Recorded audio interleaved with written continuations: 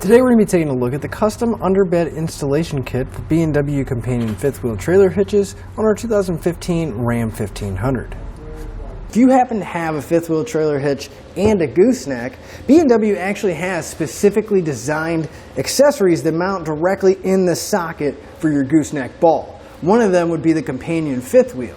Now that's just going to slide directly into the gooseneck, and that way you'll be able to tow a fifth wheel trailer without having to get a whole lot of adapters or bolt anything onto your trailer itself.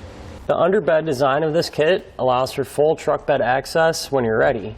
It's under 5 minutes to convert your empty truck bed into a fifth wheel hitch. We'll start by unlocking our B&W hitch and installing our fifth wheel adapter. We have ours pre-assembled, but you can adjust the uprights here depending on your truck and trailer combination. At this point, the hitch is ready to attach to the trailer. There's a little clip here that you can release. Basically, it's a safety pin. Then you can swing the handle out and you can watch the jaws open. You're ready to back into your trailer now. Once you're secure under the trailer, you can reinstall the clip. Since the fifth wheel installation kit doubles as a gooseneck hitch, when you're not towing your fifth wheel, you can remove it, turn it over, and we can store it upside down in the hitch. That way we'll have full bed access.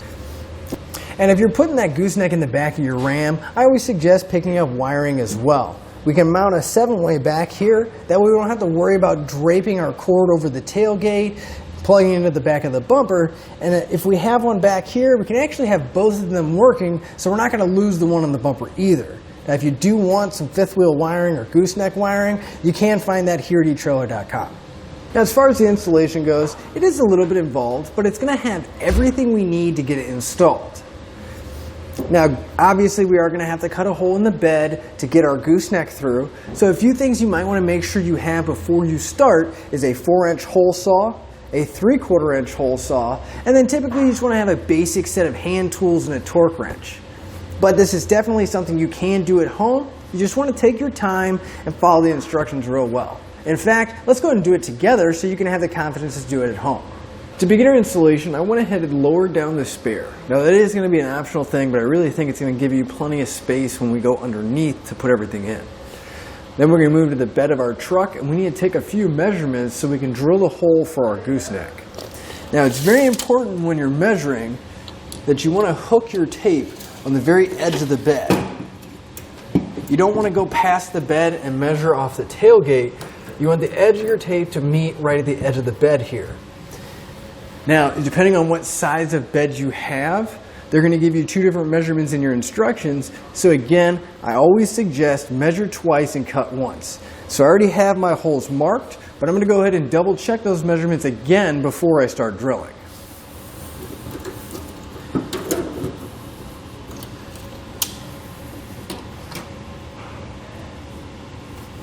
Another thing you're going to want to do is to find the center of the bed, because they're going to give you a measurement going up. Then you're going to want to find the center of the bed and make your mark where those 2 points meet.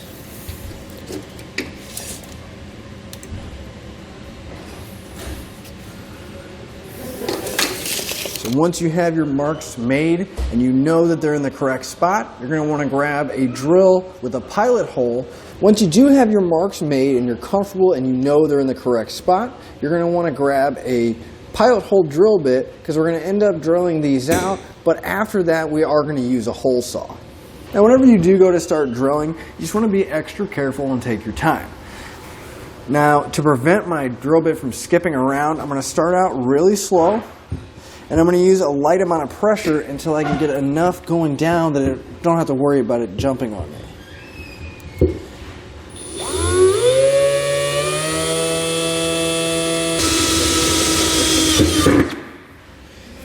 We're going to go ahead and drill out the other hole as well. Now for our main hole that's in the very center, we're going to be using a 4-inch hole saw. That's where our gooseneck ball is going to be coming out of. Now whenever you're doing this, a few tips that I have is if you put your drill on a very high speed, you want to make sure your pilot bit goes into the hole so you can line up your cut. And you want to start out kind of slow with the pressure, and again a really high speed on the bit and light pressure, that way it can cut through and we don't have to worry about it catching, gouging, or kind of skipping around on us. I also like to kind of hold the drill bit or I like to hold the drill kind of behind my leg so it doesn't start jumping and kicking on me.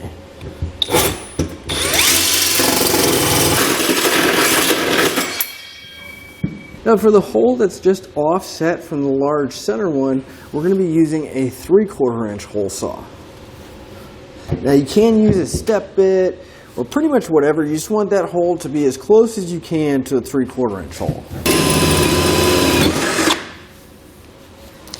Now, since these edges are most likely going to have a little bit of sharpness to them, they may have some little burrs, I always suggest just taking a file, going around the edge, smoothing it out, and then we can use some clear spray paint to prevent any kind of rust or corrosion. With the bed ready, we need to move to our wheel wells, and we're going to be pulling out the wheel well liners. Now this isn't 100% necessary, but it is going to make it a lot easier to see that frame rail, get the rails in place, and just give yourself some extra room. So you want to grab an 8mm socket, and we're going to start removing all the fasteners going along the outside edge here.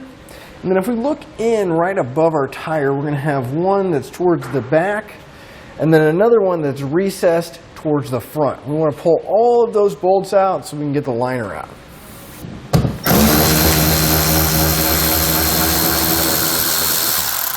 Just make sure you hold on to all your hardware,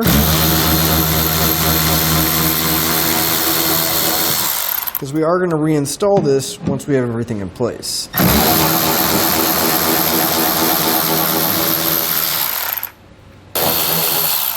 When you start working your way towards the back, you probably are going to have to pull off the mud flap or at least get it loose to about here, just so we can get the liner out of place at the bottom. So if it's easier for you, you can go ahead and remove the last bolt on the bottom and fully remove the mud flap so we can get to our liner a little bit easier. Now once you have your liner loose, it should move around fairly easily, but we have a little lip that goes all the way around. So you kind of want to just find yourself an end to where you can start it. We just want to start working our way until we can get that liner to come out. Kind of helps if you bend it back in and then curve it down to get it to come out. We'll just do that on both sides. You can kind of rotate that liner and pull it out.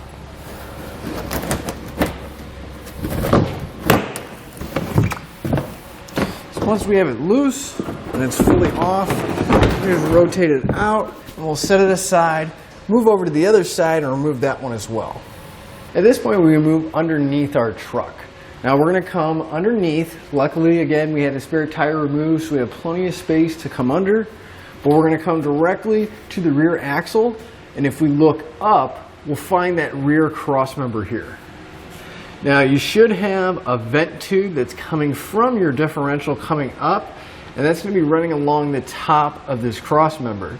We need to remove all of these wires and that vent tube on the very top. These ones on the side and the back are okay, but we want the top of that cross member to be completely free of anything. So you want to grab yourself a trim panel tool or a flat blade screwdriver, and we're going to come up on top of the cross member, and each one of these lines and everything is actually going to be held on by a push pin fastener. So you just want to make sure you get that push pin to come out of the cross member, and we can get that line, the vent tube, and all of those items loose. And once we have all the push pins pulled out, we're going to move it so that it slightly hangs on the outer back side of this cross member. And the vent tube, we want to loosen it up to where it just comes completely down off the cross member, because we're going to be relocating it once everything is in place. So it may be a little bit easier if you find all the push pins from the front side, but again, you kind of have to go off a feel, because it's really difficult to see above the cross member here.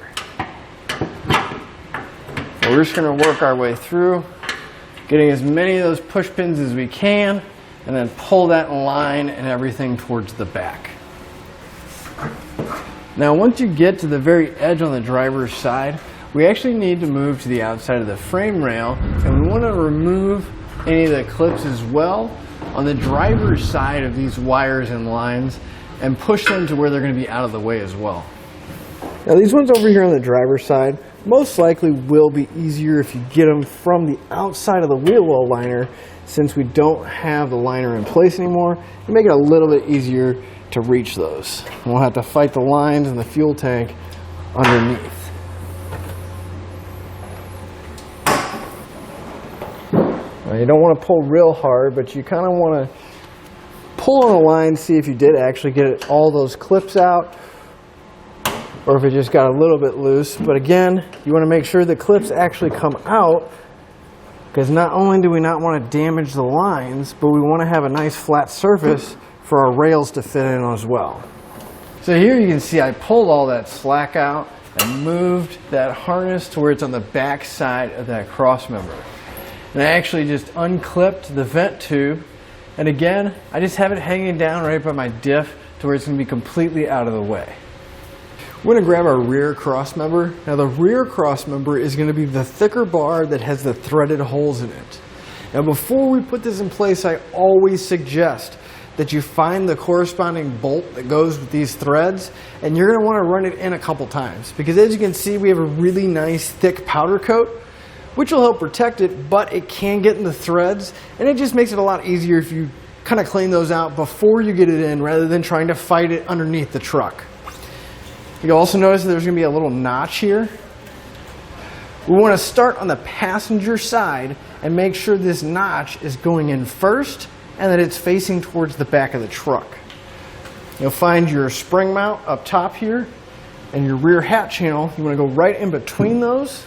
So just lift up the rail, kind of slide it to where it's going to span across both of the cross members. Now once you get it to about here, you're probably going to want to go underneath, kind of lift up on the other side and slide it to where it's nice and centered. Now we got our rear cross member in place, we need to position it to where it's going to work properly. We're going to slide it pretty far back, and then we want to rotate it so that that notch that's towards the driver's side is pointing downward. So we're just going to rotate our cross member. Double check that we're not pinching any wires or anything else.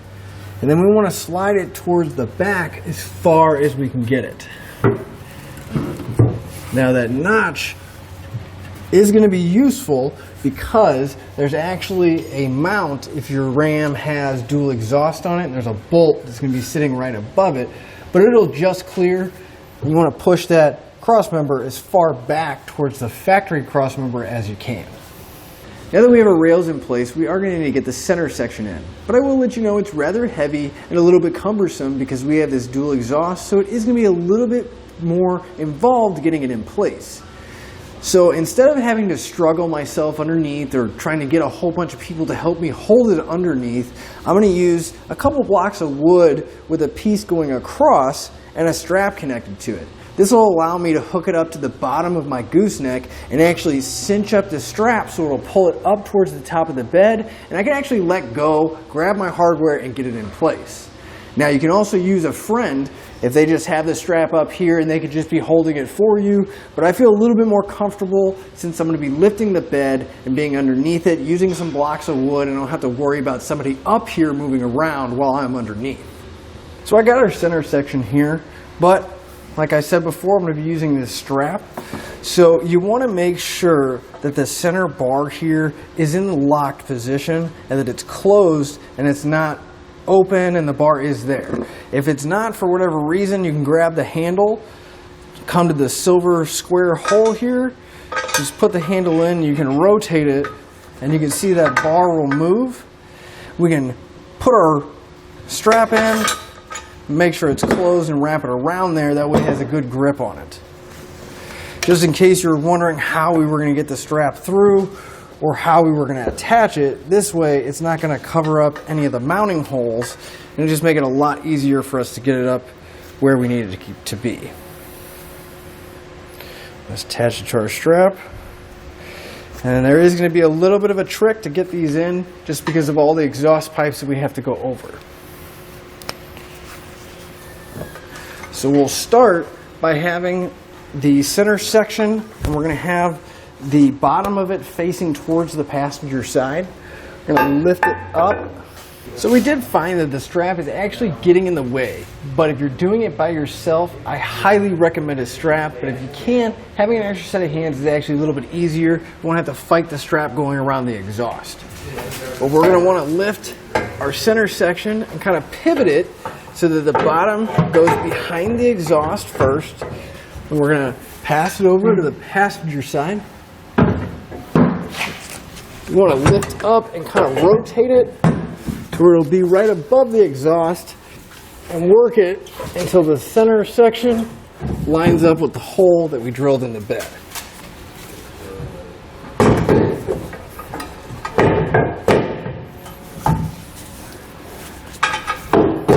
Now that the center section is loosely in place, you really want to make sure that it's in there and it's not going to fall down. But we want to move back up top and make sure that that center section where our gooseneck ball is going to fit is nice and centered in that hole. That's a good time that we can put that strap back up and really cinch it up to the top of the bed so we can get the rest of our hardware in place. So we went ahead and put that strap back up. So our gooseneck still has a little bit of movement to it, but it's not going to fall down because there's that upward pressure pulling on it. So we're going to move back underneath and we'll put in the hardware attaching the center section to the rear crossmember. So I already got a couple bolts holding my center section in place against that rear crossmember. The hardware we're going to use is we're going to grab the 1/2" bolts that do not have a shoulder on them. They're going to have threads going the whole way on it. You're going to follow that up with a split lock washer and then a flat washer. And then you kind of want to lift up just a little bit on the center section. And that'll help line up the holes between the crossmember. And we just want to get a couple threads in there. We don't need to tighten them down just yet. Just want to make sure everything's still connected together, but we have a little bit of wiggle room. So we're going to continue putting all these holes into our rear crossmember. So we're going to continue putting all these bolts in all the holes for our rear crossmember and center section. So we need to get our front crossmember in place now. Now if we look at our crossmember, it's going to have a V shape, and there will be a side that has some holes in it. We want the holes to be facing towards the rear of the truck and this flat section to be going upwards. Now, we're going to need to get our cross member just in front of our center section, which will be right in this general area. But as we start to slide our cross member in, you're going to hit the bottom of the bed, and since it's at this angle, we're not going to be able to lift it up. So the way around that is if we actually come in front of the shock absorber here in front of the rear tire, we're going to angle the crossmember upward, going over our exhaust and everything else, feeding it over to the other side. Now, I do suggest that you get it a good amount of the way in there, and then the tire will kind of hold it, preventing it from coming back out. But then we can go underneath and start running it over to the other side of the frame rail and working our way to getting that bar up and under where it needs to be. And once we have the bar in place, we're going to want to slide it as far back towards that center section as you can. Now this part may be a little difficult, but if you can, grab it with your hand and rotate it to where it's going to sit flat. If you can't though, what we can do is grab an adjustable wrench or something, grab the edge of it and kind of rotate it to where it sits nice and flat.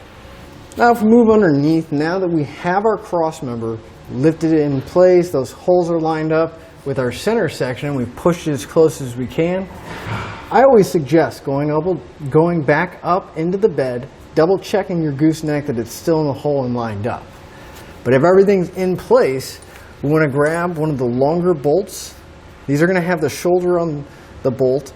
We'll grab one of these. We're going to follow it up with a flat washer, and we're only going to put these bolts in the very center section around the gooseneck hole.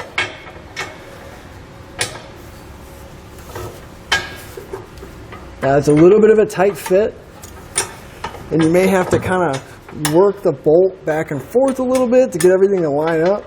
Not to mention we do have our handle right here, which isn't necessarily going to be in the way, but it will make it a little difficult because we need to have our bolts coming from the inside going out. So we'll be coming from the center section and going to the front of our truck. I will let you know this bolt right here is a kind of a pain to get through because we have our handle assembly right here. So what I like to do is get that washer completely against the center section, so we're only having to fight that bolt to go through and not try to get the washer to clear this. But once you do have your bolts going through the center section and the front cross member, you're going to grab a split lock washer, put it over the bolt, then we're going to finish it up with a 1/2-inch hex nut. Now it's going to be the same thing for both of these bolts. So we'll go put the hardware over there as well. And right now we just want to leave our hardware about hand tight. So now we want to grab our U-bolts here. Now if we come to the rear springs here, on that perch, if we actually look inside the front of it, you'll see that there is an opening. We want the top slot of our U-bolt to go through that opening and over the top of the frame, and then the other leg is going to come down and wrap around the bottom of the frame. So we'll take our U-bolt, and again, you want to come from the front side of the spring, and we're just going to push it in just enough to where it's not going to fall out. You can push it in all the way. It's just going to make it a little bit harder to get our plates in, so I just like to put it in loosely just so we have a little bit more room on the underside of our frame. Now we'll put another U-bolt in on the other side, and then we'll move underneath. So here's our passenger side plate. Now we're going to have this little tab and an ear that's sticking out, but if you look on the large flat section, we're going to have 2 holes. Those are going to line up with those U-bolts. So we want our bracket to be sitting about like this.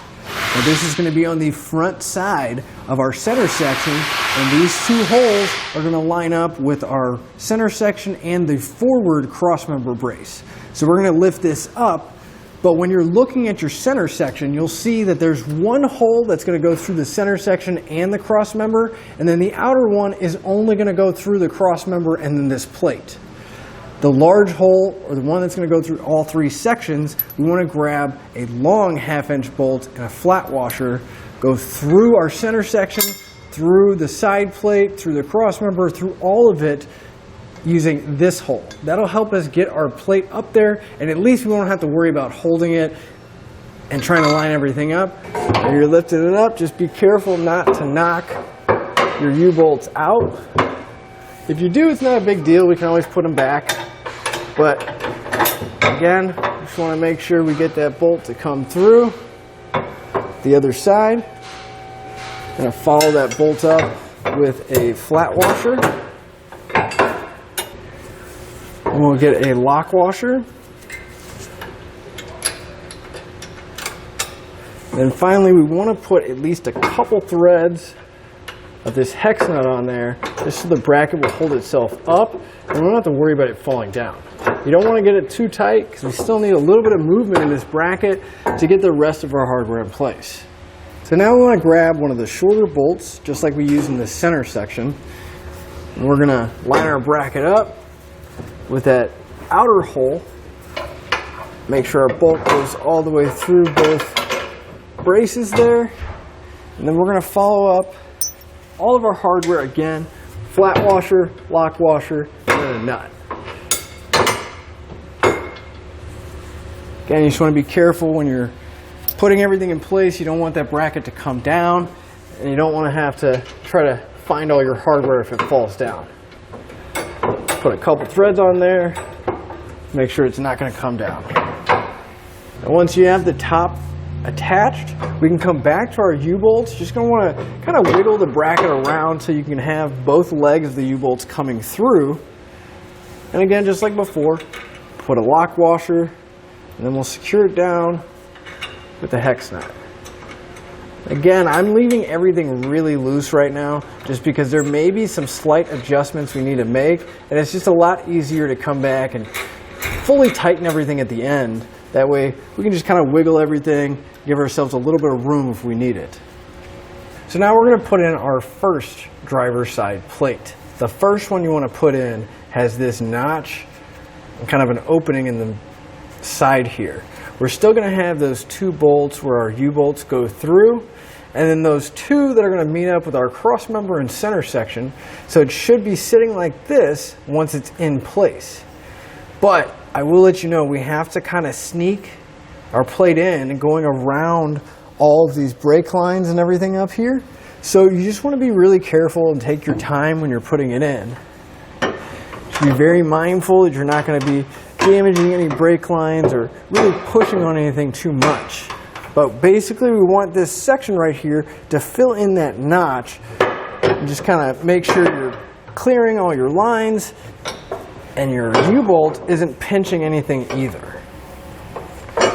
Now once we have our U-bolt in place and our brackets held up, we want to leave the U-bolt pushed in just enough to hold the bracket up. At this point, we're going to grab our other secondary driver's side bracket. So our secondary plate is going to have a large notch, but it's going to be relatively the same shape. Now we want to take this one, and we're going to come from the inside or the forward side, wherever you want to call it, towards the front of our truck. We're going to lift up. We're going to try to line up our bracket as close as we can to where it's not going to interfere with anything, and we can get those U-bolts to come through and go through both brackets. Now, I will let you know this is a little cumbersome trying to deal with all of these brackets. Try to hold everything in place, but just take your time. Try to get everything lined up, and if you can get at least one hole started, it should make it a little bit easier to kind of rotate the brackets in place. So once you do have these in place, take another lock washer, slide it over each one of the legs, finish it up with the hex nut on the U-bolt. Now these I like to get pretty snug, still hand tight, but that way there's less movement and I don't have to worry about that U-bolt falling or the two brackets coming out of alignment. Now to put these two side plates together, it's pretty simple. We're going to grab these 1/2 inch shorter bolts, pass them through, put one in each one of the holes just inside the frame here. Then we'll grab another lock washer, put it on the back of each one of our bolts. So again, just like on the passenger side where we have 3 sections, we have that center section, our cross member, and then our side plates. We want to grab the long 1/2 inch bolt that has a shoulder along with the flat washer that we've been using. We're going to go through all 3 sections. It's still maybe a little bit difficult to get that bolt to go all the way through the hole, but it should be a lot closer since most of the hardware is in place. This may take a little bit of wiggling.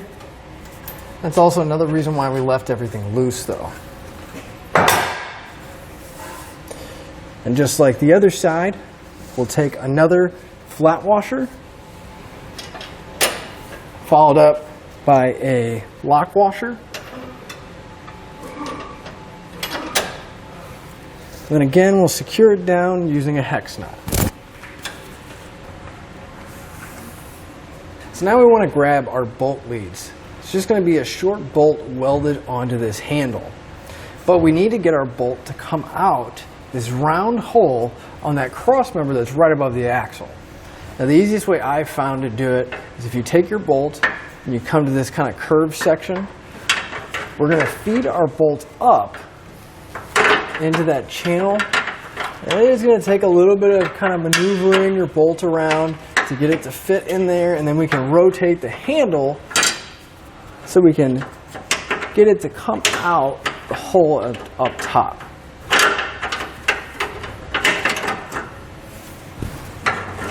The easiest way, I think, is if you get the bolt into this section first, and then we can really start rotating it and have it drop down just like that. Now we're going to have 2 of these plates, so we want to put the other one in the other side of our cross member here.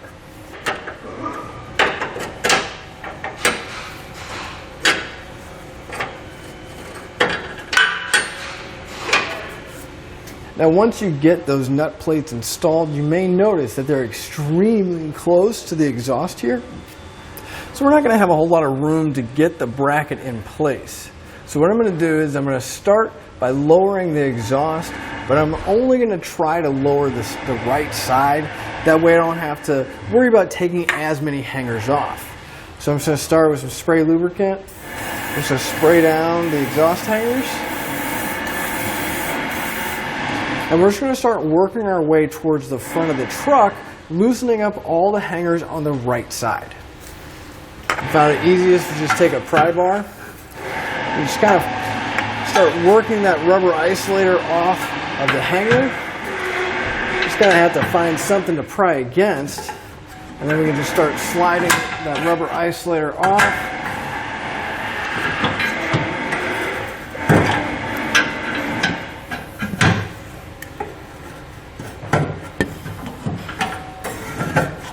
So now that we've loosened up those two hangers, we move that very last one at the very back, and then also the one that's right above the rear axle on the passenger side. Now it didn't really come down, but it did give us just enough slack that we should be able to pull down on the exhaust pipe a little bit and have a little bit of wiggle room to get that bracket and hardware in place. Now you can continue along removing the exhaust hangers further forward so you can get the system to come down farther. However, you want to make sure you put up a support strap if you remove any more than what we did, because the exhaust system is very heavy and we don't want to put that much strain on it forward up by the engine. So at this point we're going to grab our rear brace. Now this is going to have a section that has 3 kind of tabs and then 2 tabs. The 2 tabs need to go up, but that middle section you'll see, we're going to kind of, again, pull down our exhaust a little bit. We're going to sneak our bracket up above everything. And you want to get that center piece to come towards the center above the cross member here. And bring everything to where it's going to be sitting right above the exhaust like this. Now right now it is kind of tight because we've got our exhaust loose, and if you did put all of the holes in the center section, we're going to need to remove the ones that line up with these holes. That's another reason why we left everything real loose. You can take those out, and the same combination of hardware is going to secure this brace to the center section. We just want to take our flange nuts. You might want to hold the handle when you go to start this, because the bolt is going to be loose inside there. But once we get a couple threads on there, it'll tighten up and we can tighten it all the way down. So now that our gooseneck is in place and we have all the hardware in place, we want to make sure that that center section is nice and centered in the hole we cut, as well as the small hole so we can get access to that square inside the bed. Well, we're going to start by tightening up our flange nuts that are on this rear brace here. I'm going to use a 15/16 socket. And you do want to double check the instructions for the order or the sequence that they want you to tighten everything up.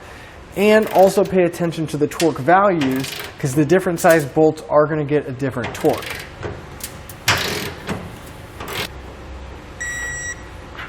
With this one torqued down, we're going to repeat that process for the one over here.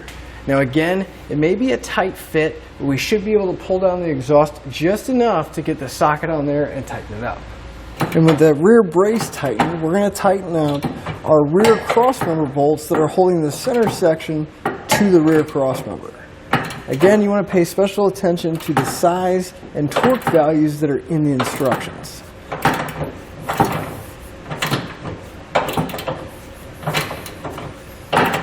I will let you know that it is very limited in room.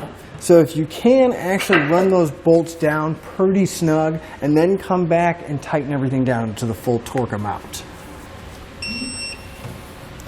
We're going to make sure we go back and repeat that for any remaining hardware we have on our rear crossmember.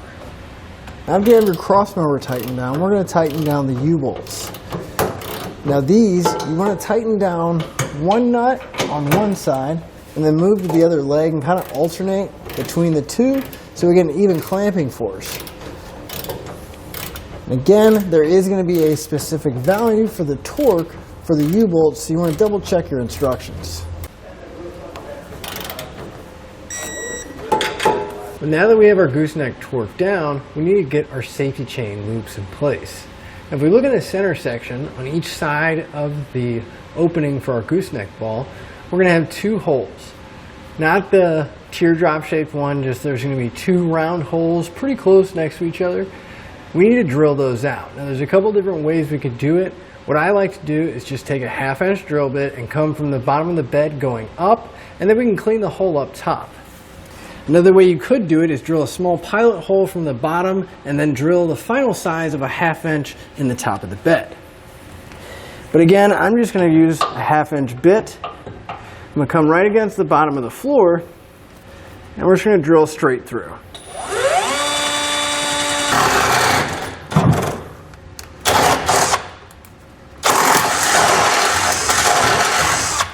Now there's going to be a total of 4 of these holes, so we're going to drill out the remaining 3, then we can move up top.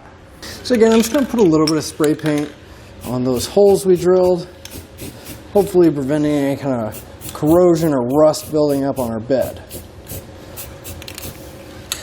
But with those holes drilled, we'll grab our U-bolts. You just want to drop them down so each one of the legs goes through the holes just like that.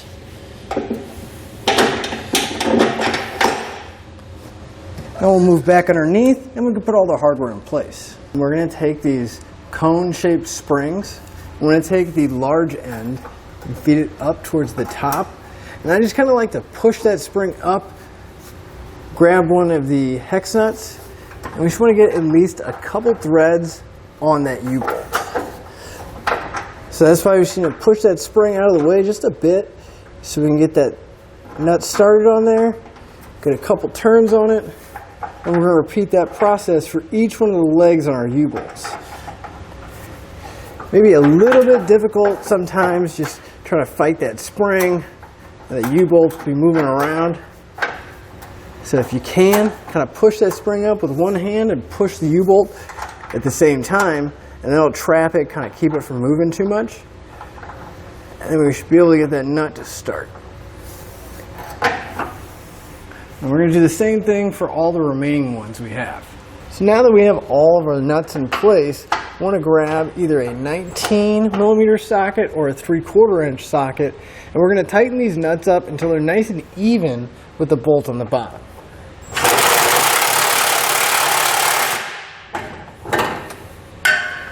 If you have a little bit sticking out, that's all right, but we want to make sure that they're at least fully seated. This one may be a little bit difficult to get to. Just kind of push that bolt out of the way. Double check that it's coming through, and we'll do the same thing for the other U-bolts. So we want to make sure we re-secure our vent tube. And what I'm going to do is I'm actually just going to run it pretty close to the way it was and use the clips to come up to this cross member here. I can actually just run my vent tube up and over, and if you need to, you can actually move these clips just to pretty much wherever you need them to be. So I'm going to run mine up, put a clip right about here so I can clip it to this brace, and then we can always bring the other side of the vent tube back over. Clip it right here, or somewhere just out of the way. It's not really going to matter exactly where you put it. You just want it to be out of the way to where it's not going to interfere with anything and it's not going to catch on anything. So now we're going to go ahead and put our exhaust and wheel well liners back in, then we can even put our spare back as well.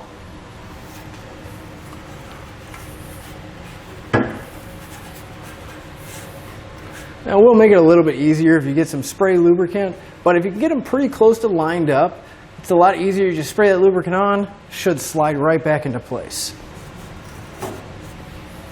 Now that we get everything back in place, you want to make sure you hold on to this handle here. It's an L-shaped bracket. It's going to have a little square on the end of it. We'll put that directly into the square hole that's in our bed. You can rotate that. You can see it's going to lock into an open position, and that'll allow us to drop our ball in, bring the handle all the way back.